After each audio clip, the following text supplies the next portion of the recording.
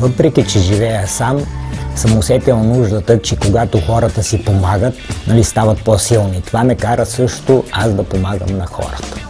Цветан Иванов е работил 25 години като контролер по безопасността в местния химически комбинат във Враца, България, до своето пенсиониране през 2000 година. Като човек, който обича всяко живо същество, той продължил да си намира домашни занимания със своите 6 котки и издал философска книга. Но Цветан искал да продължи да бъде обществено активен. През 2008 година, на 61 годишна възраст, той е научил за проект, предназначен да подпомага възрастни хора, които не могат да излизат от вкъщи, съвместно финансиран от Европейския съюз по линия на Европейския социален фонд. Сега той работи по 6 часа на ден като социален асистент. Той помага на хората, за които отговаря, да си уреждат посещения при лекаря или да си плащат сметките за потребление. Той взема храната им от обществената столова и пазарува вместо тях. Понякога ги извежда или просто прекарва известно време с тях, като ги развеселява и им прави компания. Както самия той твърди, той научава по нещо през цялото време.